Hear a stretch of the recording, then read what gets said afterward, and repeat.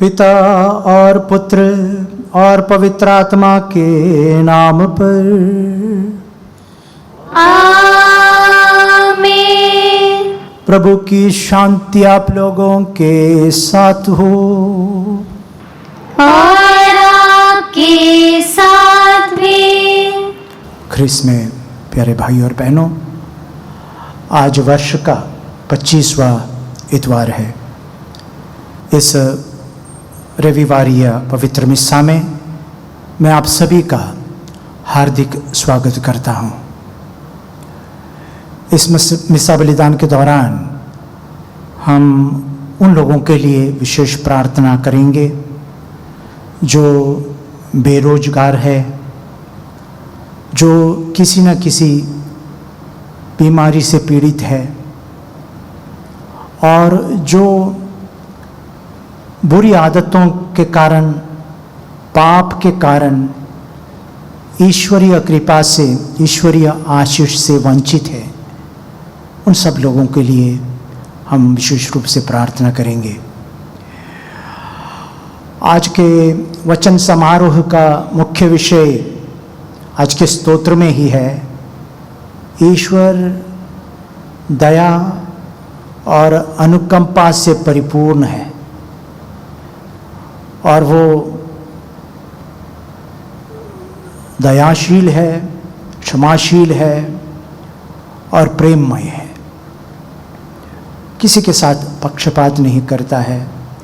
उनकी कृपा, उनकी आशीष सबके लिए उपलब्ध है, बशर्ते हम अपना दिल खोल दे, पापी उनका पाप छोड़ दे, दुष्ट वो बुरे मार्ग को त्याग दे और हृदय से पश्चाताप करे। आइए कुछ क्षण हम मौन रहे, हमारे पापों के लिए, गलतियों के लिए दया सागर प्रभु से और एक दूसरे से क्षमा याचना करते हुए इस मिस्सा बलिदान में योग्य रीति से भाग लें।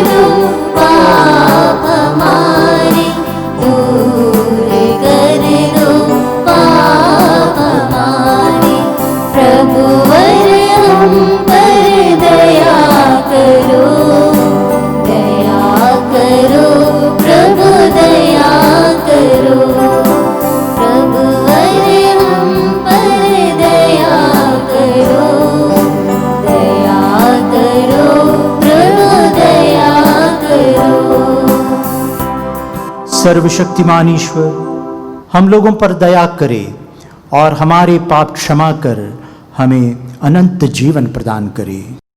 आमीन।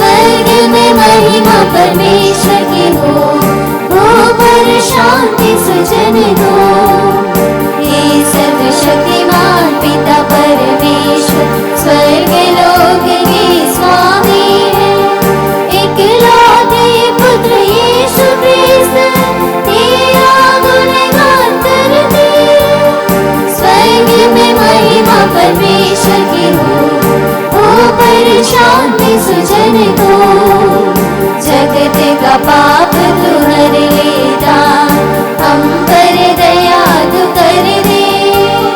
पिता की दाएं विराजमान, हमारी विनती सुन ले। स्वर्ग में महिमा परमेश्वर की हो, ऊपर शांति सुजन को। तू ही पावन, तू ही प्रभु, तू ही पवित्र आत्मा के संग। पिता की महिमा सर्वोपरि, तेरी महिमा होती। स्वर्ग में महिमा परमेश्वर की हो, ऊपर शांति सुजन को। स्वर्ग में महिमा परमेश्वर की हो, ऊपर शांति सुजन को। हम प्रार्थना करें। हे सर्वशक्तिमान पिता ईश्वर, तूने हमें सिखाया है कि सारी धर्म संहिता का सार तेरे और पड़ोसी के प्रति प्रेम में निहित है। इस प्रेम के नियम का पालन कर हम अनंत जीवन की ओर अग्रसर होते रहें। ये कृपा कर हमारे प्रभु और तेरे पुत्र यीशु ख्रिस्त के द्वारा, जो ईश्वर होकर तेरे तथा पवित्र आत्मा के साथ युगान युग जीते और राज्य करते हैं। आमीन। पहला पाठ नबी साइस का ग्रंथ। जब तक प्रभु मिल सकता है तब तक उसके पास चले आओ। जब तक वह निकट है तब तक उसकी दुहाई देते रहो। पापी अपना मार्ग छोड़ दे और दुष्ट अपने बुरे विचार त्याग दे। वह प्रभु के पास लौट आए और वह उस पर दया करेगा, क्योंकि हमारा ईश्वर दया सागर है। प्रभु ये कहता है, तुम लोगों के विचार मेरे विचार नहीं हैं और मेरे मार्ग तुम लोगों के मार्ग नहीं हैं। जिस तरह आकाश पृथ्वी के ऊपर बहुत ऊंचा है, उसी तरह मेरे मार्ग तुम्हारे मार्गों से और मेरे विचार तुम्हारे विचारों से ऊंचे हैं। यह प्रभु की वाणी है। ईश्वर को धन्यवाद।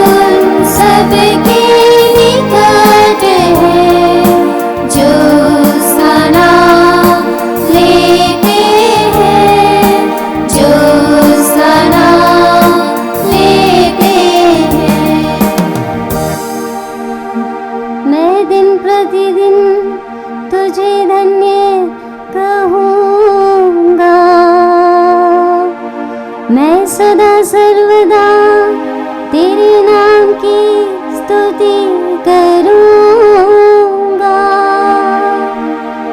प्रभु महान और अत्यंत प्रशंसनीय है, उसकी महिमा की सीमा नहीं है। प्रभु सबके निकट है, जो उसका नाम लेते हैं, जो उसका नाम लेते हैं।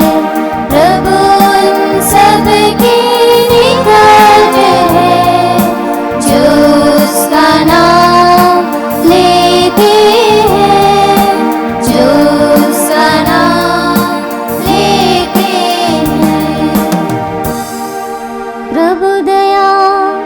और अनुकंपा से परिपूर्ण है। वह सहनशील और अत्यंत प्रेममय है। वह सबों का कल्याण करता है। वह अपनी सारी सृष्टि पर दया करता है। प्रभु उन सबके निकट है जो उसका नाम लेते हैं, जो उसका नाम लेते हैं। प्रभु उन सबके निकट है जो उसका नाम लेते हैं, जो उसका नाम लेते हैं। प्रभु जो कुछ करता है अच्छा ही करता है। वह जो कुछ करता है प्रेम से करता है। वह उन सबों के निकट है जो उसका नाम लेते हैं, जो सच्चे हृदय से उससे विनती करते हैं। प्रभु उन सबके निकट है जो उसका नाम लेते हैं, जो उसका नाम लेते हैं। प्रभु उन सबके निकट है जो उसका नाम लेते हैं, जो उसका नाम लेते हैं।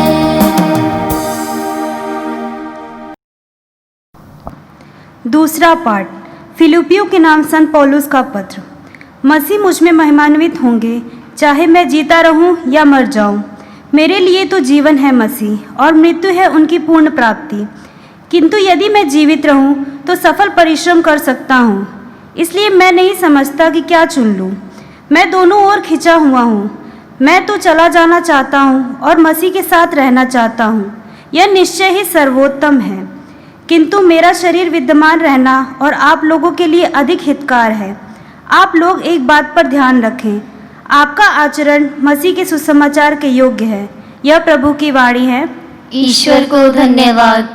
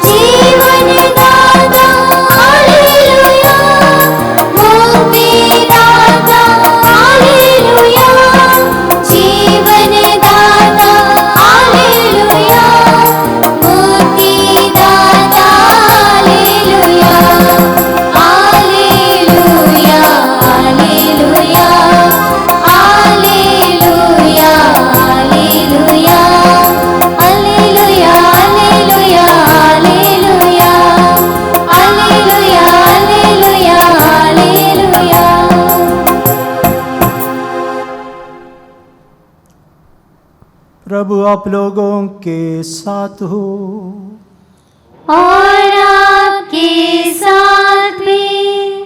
संत मत्ती के अनुसार पवित्र सुसमाचार। प्रभु की जय। यीशु ने अपने शिष्यों से कहा, स्वर्ग का राज्य उस जमींदार के सदृश है जो अपनी दाखबारी में मजदूरों को लगाने के लिए बहुत सवेरे घर से निकला। उसने मजदूरों के साथ 1 दीनार का रोजाना तय किया और उन्हें अपनी धाकबारी भेजा। लगभग पहले पहर वह बाहर निकला और उसने दूसरों को चौक में बेकार खड़ा देखकर कहा, तुम लोग भी मेरी दाखबारी जाओ, मैं तुम्हें उचित मजदूरी दे दूंगा। और वे वहां गए। लगभग दूसरे और तीसरे पहर भी उसने बाहर निकलकर ऐसा ही किया। वह 1 घंटा दिन रहे, फिर बाहर निकला और वहां दूसरों को खड़ा देखकर उनसे बोला, तुम लोग यहां दिन भर क्यों बेकार खड़े हो? उन्होंने उत्तर दिया, इसलिए कि किसी ने हमें मजदूरी में नहीं लगाया। उसने उनसे कहा, तुम लोग भी मेरी दाखबारी में जाओ। संध्या होने पर दाखबारी के मालिक ने अपने कारिंदे से कहा, मजदूरों को बुलाओ, बाद में आने वालों से लेकर पहले आने वालों को सबको मजदूरी दे दो। जब वे मजदूर आए जो 1 घंटा दिन रहे काम पर लगाए गए थे, तो उन्हें 1-1 दीनार मिला। जब पहले मजदूर आए तो वे समझ रहे थे कि उन्हें अधिक मिलेगा, लेकिन उन्हें भी 1-1 दीनार ही मिला। उसे पाकर वे जमींदार के विरुद्ध भुनभुनाने लगे और बोले, इन पिछले मजदूरों ने केवल 1 घंटा भर काम किया, तब भी आपने इन्हें हमारे बराबर बना दिया, जो दिन भर कठोर परिश्रम करते और धूप सहते रहे।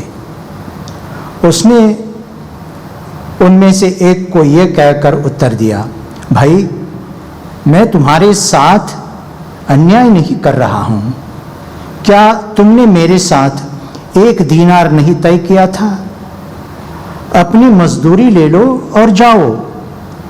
मैं इस पिछले मजदूर को भी तुम्हारे जितना देना चाहता हूं। क्या मैं अपनी ही इच्छा के अनुसार अपनी संपत्ति का उपयोग नहीं कर सकता? तुम मेरी उदारता पर क्यों जलते हो? इस प्रकार जो पिछले हैं वे अगले हो जाएंगे और जो अगले हैं वे पिछले हो जाएंगे।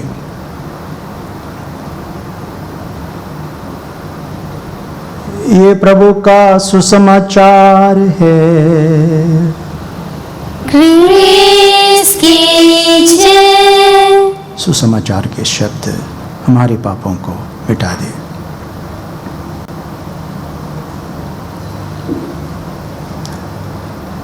ख्रीस्त में प्यारे भाइयों, बहनों, बच्चों, प्रभु यीशु मसीह के लोगों को शिक्षा देने का तरीका अनूठा है, बेमिसाल है। कभी प्रकृति के छोटे छोटे जीवों को लेकर उनका उदाहरण देकर बड़ी बड़ी शिक्षा दिया करते थे। जैसे मत्ती के सुसमाचार अध्याय 6 में हम पढ़ते हैं कैसे प्रभु ने चिंता नहीं करने का पाठ अपने शिष्यों को पढ़ाया और ईश्वर पर हमेशा हर परिस्थिति में भरोसा रखने का पाठ पढ़ाया। उन्होंने कहा, आकाश के पक्षियों को देखो, वह ना बोते हैं, ना लूनते हैं, ना बखारों में जमा करते हैं, फिर भी ईश्वर उनकी देखभाल करता है। और फिर उन्होंने सुनाया, खेत की घास को देखो, जिनका जीवन क्षणभंगुर है, आज है कल नहीं है, फिर भी ईश्वर उनको सुंदर ढंग से सजाता है, फूलों से सजाता है। कभी प्रभु दैनिक जीवन के कुछ घटनाओं को लेते हैं उदाहरण के तौर पर, और फिर ईश्वरीय राज के बहुत बड़े बड़े रहस्य लोगों को समझाते हैं। आज का सुसमाचार एक दृष्टांत है। एक जमींदार अपनी दाकबारी में मजदूरों को भेजते हैं। मैं समझता हूँ ये हमारे देश में भी होता है। अगर हम कोई भी मार्केट जाएंगे सुबह सुबह, वहाँ मजदूर खड़े हैं। अगर कटनी का समय है तो किसान की चिंता यही है कि बारिश आने से पहले सब कुछ बटोरना है, कटाई होनी है और सब कुछ बकारों में जमा करना है। तो वो कोशिश करते हैं। पुराने ज़माने में तो पूरा गांव एक साथ आता था, या रिश्तेदार पड़ोसी सब आते थे और मदद करते थे। इन दिनों में मजदूरों को लेते हैं। तो लगभग वही सिचुएशन 2000 साल पहले इस्राएल में भी, फ़लस्तीन में भी ऐसा ही हुआ करता था। तो ये साधारण सी बात है, कटाई का या फसल जमा करने का समय है, बारिश के पहले सब कुछ जमा करना है, और इसलिए ज़मींदार या भूमिधर मजदूरों को भेजते हैं। ये साधारण सी बात है। असाधारण सी बात एक ही बात है, वो ये है कि सभी मजदूरों को वो बराबर मजदूरी देता है, सबको 1 दीनार देता है। और जो पहले आए थे शुरुआत में, वो लोग जलते हैं, वो खफा हो जाते हैं और ज़मींदार के खिलाफ भुनभुनाने लगते हैं। ये है दृष्टांत। लेकिन प्रभु यीशु मसीह का दृष्टांत की बात ये इसलिए प्रभु इस्तेमाल करते हैं। दृष्टांत में रेडीमेड आंसर्स, रेडीमेड जवाब नहीं मिलता है। जो सुनने वालों को सोचना पड़ता है, दिमाग का इस्तेमाल करना पड़ता है। अगर सब कुछ रेडीमेड दे देंगे, लोग आलसी बन जाएंगे। तो इसलिए ज्ञानी लोग जो है, उनको दृष्टांतों में बड़ी बड़ी सीखें, बड़ा ये पाठ पढ़ाते हैं। तो इसको समझने के लिए प्रभु यीशु मसीह के जो अलग अलग थल है, इसका जो अर्थ जो है अलग अलग थल पर है। पहली बात यह है कि किसके लिए है ये दृष्टांत, Who are the audience? पहली बात तो उनका ये संदेश या ये सबक या सीख जो सुनने वालों के लिए है, जो उसमें उनके डिसाइपल्स हैं, उनके शिष्य हैं, कुछ फरीसी हैं, यहूदी हैं, सब लोग हैं इसमें। तो एक लेवल का अर्थ यह है कि देखिए, यहूदी लोग ये सोचते थे, ये रोजगार और मजदूरी की बात नहीं है, गहरा अर्थ है, ईश्वरीय राज के बारे में है। तो यहूदी लोग ये मानते थे, उनकी मान्यता ये था कि हम प्रभु के चुने हुए लोग हैं और प्रभु को हमारे प्रति विशेष प्रेम है, और बाकी लोग शायद सेकंड क्लास है, ऐसा उनका विचार था। अगर आप गलातियों के नाम पौलुस का पत्र पढ़ेंगे, इसका अंदाज़ आपको मिल जाएगा। गलातिया में पौलुस ने धर्म सेवा की और काफ़ी लोग यहूदी और गैर यहूदी सुसमाचार को ग्रहण किया और प्रभु के शिष्य बन गए। लेकिन ये यहूदी लोग जो हैं, कहने लगे कि गैर यहूदी लोगों को पहले यहूदी बनना है, या यहूदियों को जो संहिता मिली है, जो प्रभु का हुक्म मिला है, उसका पालन इनको गैर यहूदियों को पहले करना है, उसके बाद ही वो लोग प्रभु यीशु मसीह के शिष्य बन सकते हैं। मतलब हमको और उनको आप बराबरी का दर्जा ना दीजिएगा, पौलुस से यह कहा गया था। लेकिन पौलुस ने उसका खंडन किया और कहा, देखिए ये संहिता के पालन से आप प्रभु यीशु मसीह का शिष्य नहीं बने हैं। प्रभु यीशु मसीह पर आपको विश्वास करना है। आपको मुक्ति इसलिए मिली है क्योंकि आपने प्रभु यीशु मसीह पर विश्वास किया और अपना जीवन उनको समर्पित किया। और बहुत सारे नियमों का पालन करने की ज़रूरत नहीं है आपको। अगर आप प्रेम की आज्ञा का पालन करेंगे, बाकी जो भी कानून है, बाकी जो भी नियम है अपनी जगह ले लेगी। तो यही उनको समझाया था। तो प्रभु का कहने का तात्पर्य ये था कि कोई पक्षपात नहीं।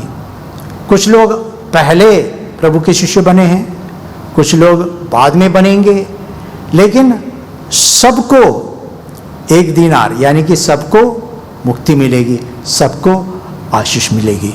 यही पहला सबक है, कोई पक्षपात नहीं। जैसे अगर आप अशरफियों के दृष्टांत सुनेंगे, उसमें भी किसी को 10 दिया, किसी को 5 दिया, किसी को 3 दिया, सबने क्रय विक्रय किया और जिनको 10 मिला था और 10 कमा लिया, जिसको 5 मिला था और 5 कमा लिया, और जिसको 1 मिला था उन्होंने कुछ नहीं किया। लेकिन जिसको 10 मिला, जिसको 5 मिला या 5 या 3 जो भी हो, प्रभु ने एक ही बात कहा, तुम छोटी बातों में ईमानदार रहा, इसलिए अपने मालिक की खुशी में प्रवेश करो। जिसको 10 मिला उनसे भी यही कहा, जिसको 5 मिला उनको भी यही कहा, अपने मालिक की खुशी में यानी कि अनंत जीवन में प्रवेश करो। तो यही मतलब है इसका। एक और बात याद करने वाली बात यह है कि कुछ लोग प्रभु ये नहीं देखते कि हम कब प्रभु के शिष्य बने और कितना लंबा काम किया, ये कोई महत्व नहीं रखता है।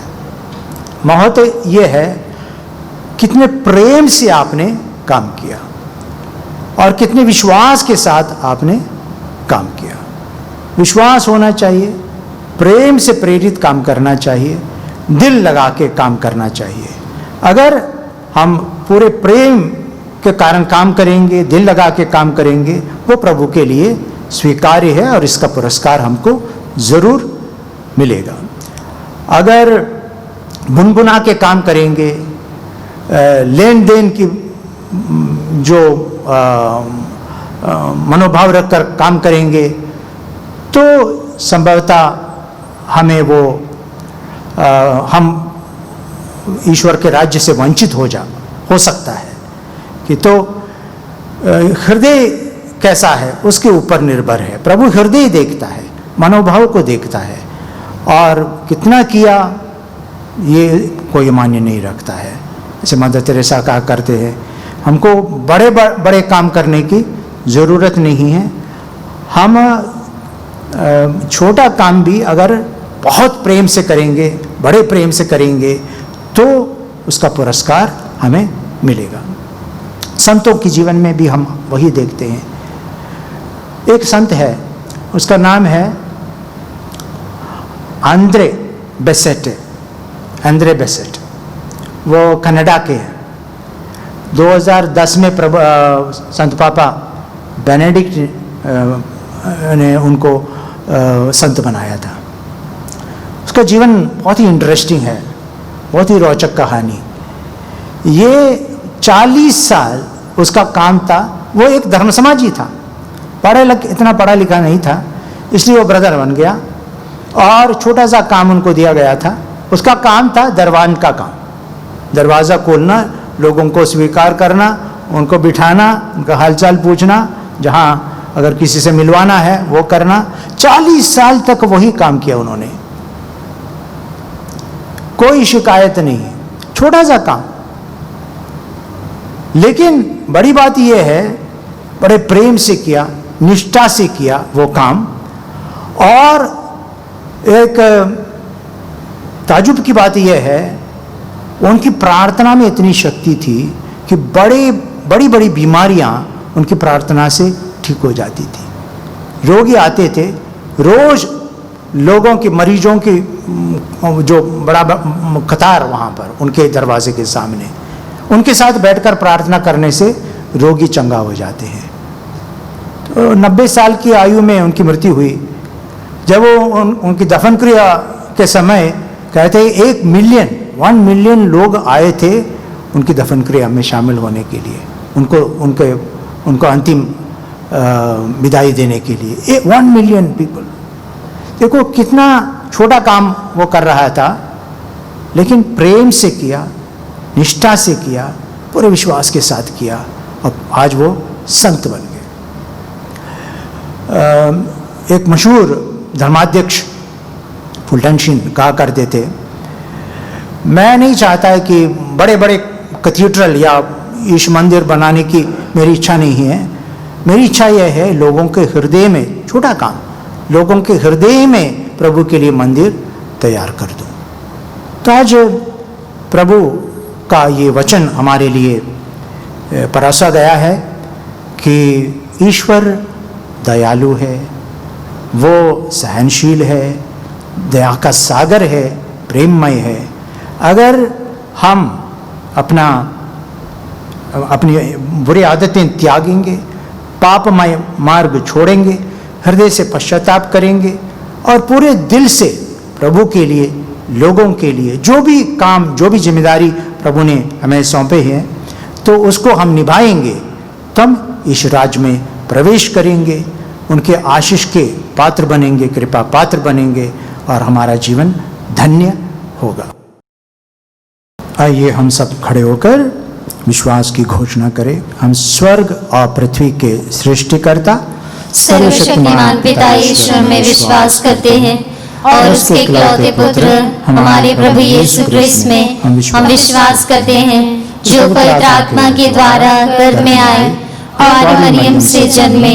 उन्होंने पौंतुस पिलातुस के शासन काल में दुख भोगा, वह क्रूस पर चढ़ाए गए, मर गए, दफनाए गए और लोक में उतरे, वह तीसरे दिन मृतकों में से जी उठे, स्वर्ग गए, सर्वशक्तिमान पिता ईश्वर के दाहिने विराजमान है, वहां से जीवित और मृतकों का न्याय करने आएंगे।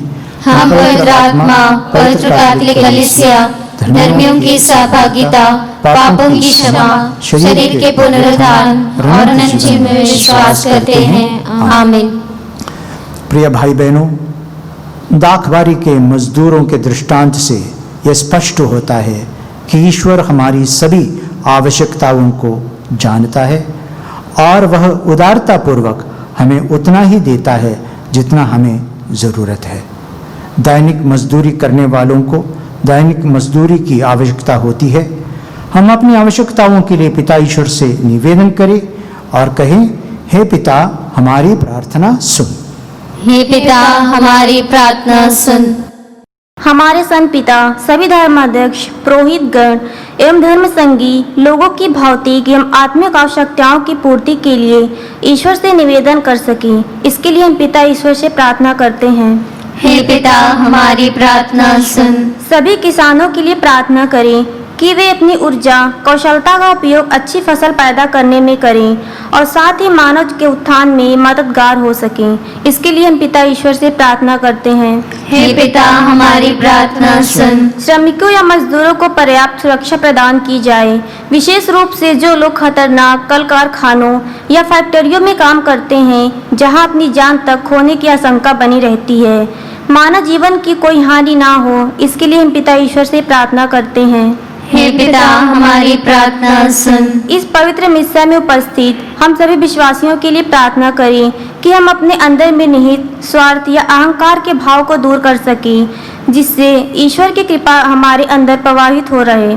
इसके लिए हम पिता ईश्वर से प्रार्थना करते हैं। हे पिता हमारी प्रार्थना सुन। हे सर्वशक्तिमान ईश्वर, तेरे पुत्र यीशु ख्रीस्त को हमें देने के लिए तुझे धन्यवाद देते हैं, जिन्होंने तेरी अपार दयालुता तथा उदारता को प्रकट किया है। तू सभी मनुष्यों के साथ न्यायपूर्वक व्यवहार करता है। तू धनी और गरीब दोनों की देखभाल समान रूप से करता है। हमें अपनी बुलाहट के प्रति ईमानदार व निष्ठावान बने रहने में हमारी सहायता कर। हम ये प्रार्थना करते हैं प्रभु ख्रिस्त के द्वारा। आमीन।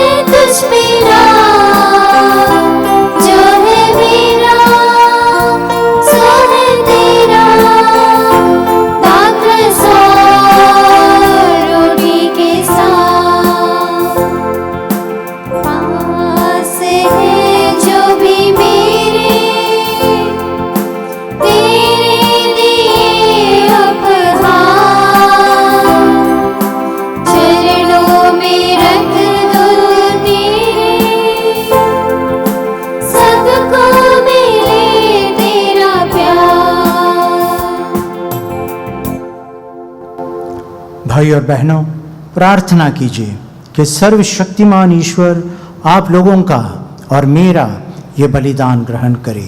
प्रभु अपने नाम की स्तुति तथा महिमा के लिए और हमारे तथा अपने समस्त पवित्र कलीसिया के लाभ के लिए आपके हाथों से यह बलिदान ग्रहण करे।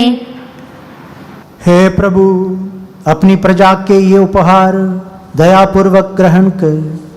जो सत्य हम विश्वास के साथ स्वीकार करते हैं उसे इस पावन यूखरिस्तीय समारोह में ग्रहण भी करें।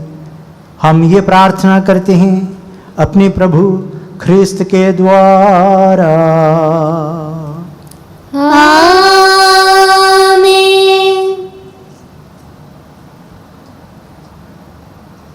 प्रभु आप लोगों के साथ हो और आपके साथ भी। प्रभु में मन लगाइए। हम प्रभु में मन लगाए हुए हैं। हम अपने प्रभु ईश्वर को धन्यवाद दें। यह उचित और आवश्यक है। हे पूज्य पिता, ये परम उचित है, हमारा कर्तव्य तथा कल्याण है कि हम सदा और सर्वत्र तुझे धन्यवाद दें। तुझी में हम जीते, कार्य करते और बने रहते हैं। इस पृथ्वी पर निवास करते समय हम न केवल प्रतिदिन तेरे प्रेम का अनुभव करते वरन अनंत जीवन की प्रतिज्ञा के अधिकारी बन गए हैं। जिस पवित्र आत्मा ने प्रभु यीशु को मृतकों में से जीवित कर दिया है, उसी के प्रथम फल प्राप्त करने से हमें ये आशा मिली है कि हम अनंत पासा के भागी सदा सर्वदा बने रहेंगे। इसलिए हम तुझे धन्यवाद देते और स्वर्गदूतों के साथ तेरा गुणगान करते हुए एक स्वर से गाते हैं।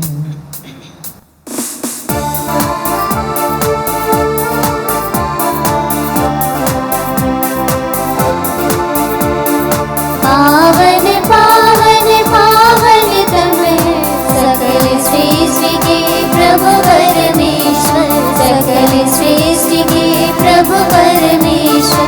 पावन पावन पावन तम है सकल सृष्टि के प्रभु परमेश्वर। सकल सृष्टि के प्रभु परमेश्वर। तेरी ही महिमा महिमा से परिपूरित है अवनी अंबर। तेरे जय जयकारों से गूंजते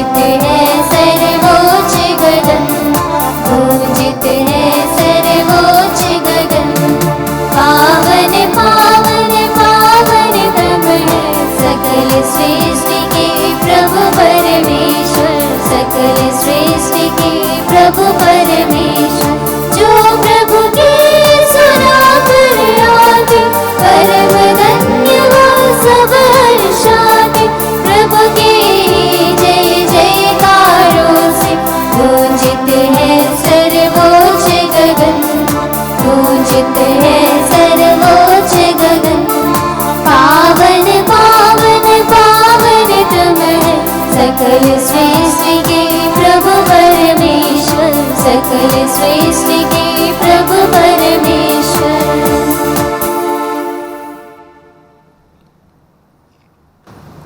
हे परमपिता, तू वास्तव में पवित्र है, सारी पवित्रता का स्रोत है। हम तुझसे निवेदन करते हैं, तू ये उपहार अपने आत्मा के संस्पर्श से पवित्र कर दे कि यह हमारे प्रभु यीशु ख्रीस्त का शरीर तथा रक्त बन जाए। जिस रात को यीशु स्वेच्छा से मृत्यु के लिए सौंपे गए, उन्होंने रोटी ली, तुझे धन्यवाद दिया और रोटी तोड़कर उसे अपने शिष्यों को देते हुए कहा, तुम सब इससे लो और खाओ, यह मेरा शरीर है जो तुम्हारे लिए बलि चढ़ाया जाएगा।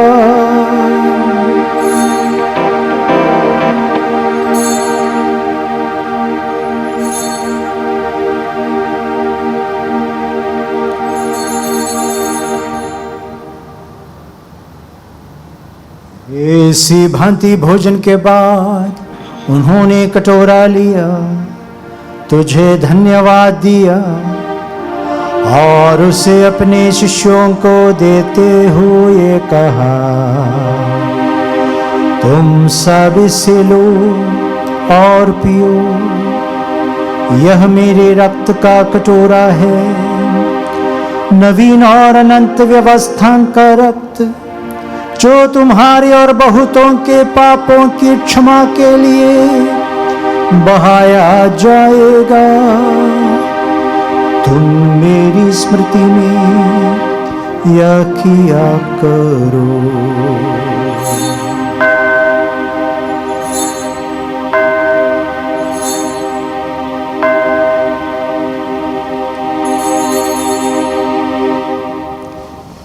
यह है हमारे विश्वास का रहस्य।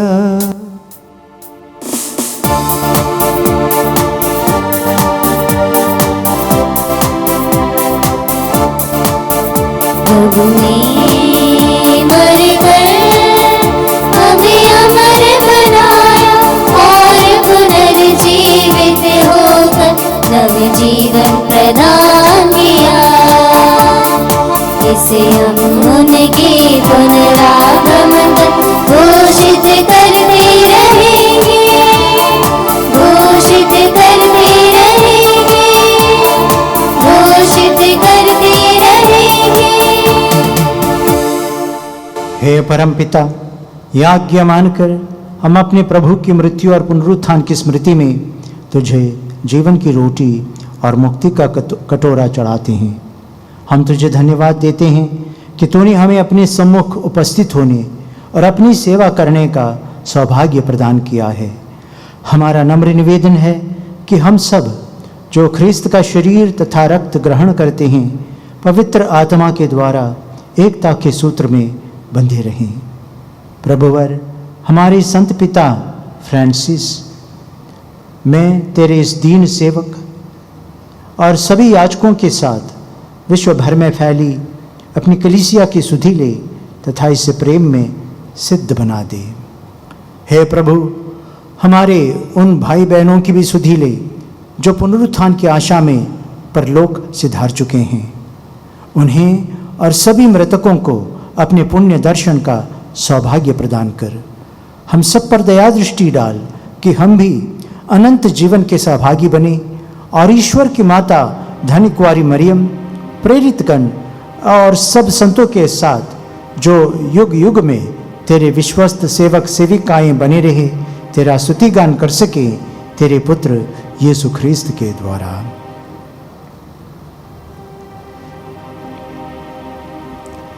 इन्हीं प्रभु ख्रीस्त के द्वारा, इन्हीं के साथ और इन्हीं में, हे सर्वशक्तिमान पिता ईश्वर, पवित्र आत्मा के साथ तुझे समादर तथा महिमा युगानुयुग मिलती रहती है। आमीन, आमीन, आमीन।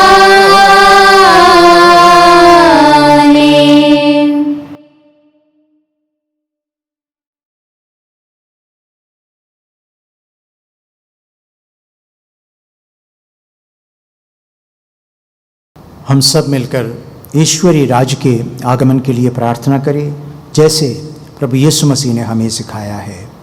हे हमारे पिता जो स्वर्ग में है, तेरा नाम पवित्र किया जावे, तेरा राज्य आवे, तेरी इच्छा जैसे स्वर्ग में है वैसे इस पृथ्वी पर भी पूरी हो। हमारा प्रतिदिन का आहार आज हमें दे, और हमारे अपराध हमें क्षमा कर, जैसे हम भी अपने अपराधियों को क्षमा करते हैं, और हमें परीक्षा में न डाल, परंतु बुराई से बचा।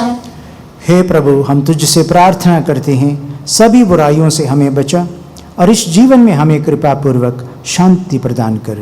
हम तेरी दया से सदा पाप से दूर और हर विपत्ति से सुरक्षित रहें, और उस दिन की प्रतीक्षा करते रहें जब हमारे मुक्तिदाता यीशु ख्रिस्त फिर प्रकट होकर हमारी मंगलमय आशा पूरी करेंगे। क्योंकि तेरा राज्य, तेरा सामर्थ्य और तेरी महिमा अनंत काल तक बनी रहती है। हे प्रभु यीशु ख्रिस्त, तूने अपने प्रेरितों से कहा है, मैं तुम्हारे लिए शांति छोड़ जाता हूँ, अपनी शांति तुम्हें प्रदान करता हूँ। तो हमारे पापों पर नहीं, अपनी कलीसिया के विश्वास पर दृष्टि डाल और उसे शांति तथा एकता प्रदान कर। तो युगानुयुग जीता और राज्य करता है। आमीन। प्रभु की शांति आप लोगों के साथ हो। और आपके साथ भी। हम एक दूसरे को शांति अभिवादन करें।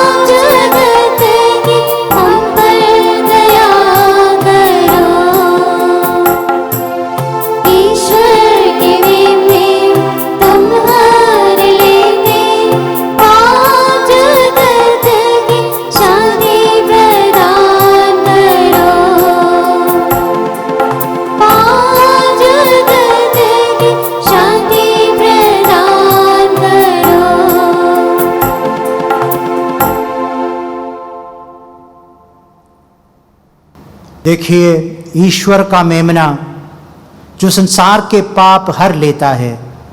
धन्य है वे जो प्रभु के भोग।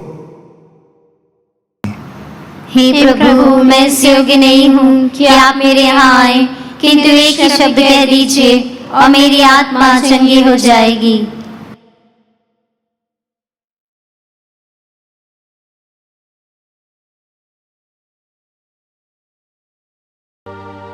हे मेरे प्रभु यीशु, मैं सारे हृदय से विश्वास करता हूँ कि आप पवित्र यूकरिस्ती संस्कार में उपस्थित हैं। हे प्रभु, मैं सभी चीज़ों से बढ़कर तुझे प्रेम करता हूँ, और मेरी यही अभिलाषा है कि आप मेरे आत्मा में आकर बस जाएं, क्योंकि हे प्रभु, मैं तुझे आज ग्रहण करने में असमर्थ हूँ। हे प्रभु, आध्यात्मिक रूप से आकर मेरे हृदय में समा जाइए। हे यीशु, मैं आज तुझ में एक होना चाहता हूँ और तुझ में समा जाना चाहता हूँ। हे प्रभु, यह कभी ना होने पाए कि मैं तुमसे कभी अलग हो जाऊँ। आमीन।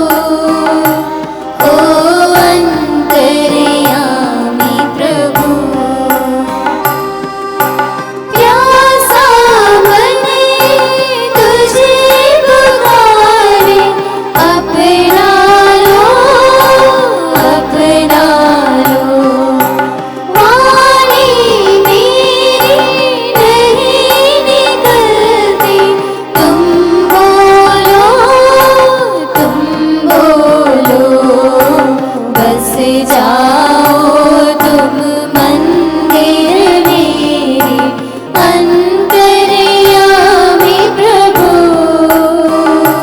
ओ अंतर्यामी प्रभु। सांझ सवेरा तूने बनाया दुनिया में, दुनिया में कैसी सुंदर रचना तेरी सृजनहार, सृजनहार। बस जाओ तुम मंदिर मेरे अंतर्यामी प्रभु, ओ अंतर्यामी प्रभु। बस जाओ तुम मंदिर मेरे अंतर्यामी प्रभु, ओ अंतर्यामी प्रभु।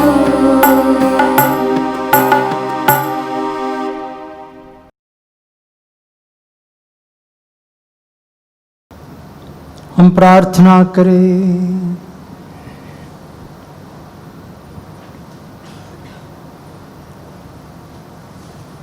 हे प्रभु, जिनको तूने परम प्रसाद दिया है, उनकी सहायता भी सदा किया कर। पावन यूखरिस्त का समारोह मनाते समय हमें तेरी दया से मुक्ति का फल प्राप्त होता रहे, ये कृपा कर हमारे प्रभु ख्रिस्त के द्वारा। आमीन। प्रभु आप लोगों के साथ हो और आपके साथ भी। आशीर्वाद के लिए सिर झुकाए।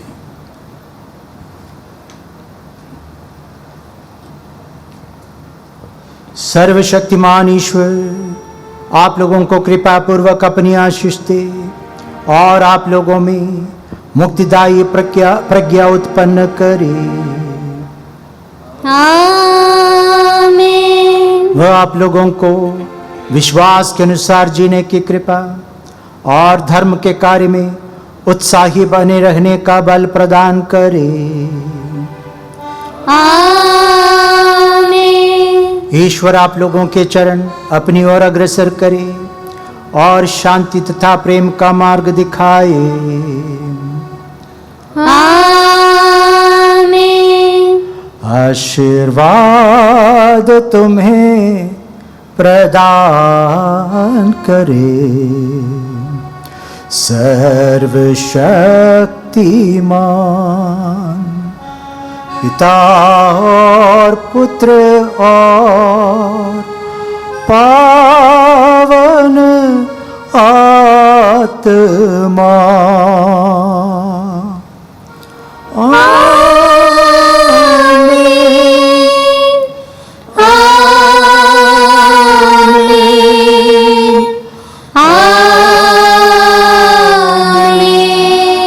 आप लोग बिता ले प्रभु के प्रेम और शांति में जीवन बिताए। ईश्वर को धन्यवाद।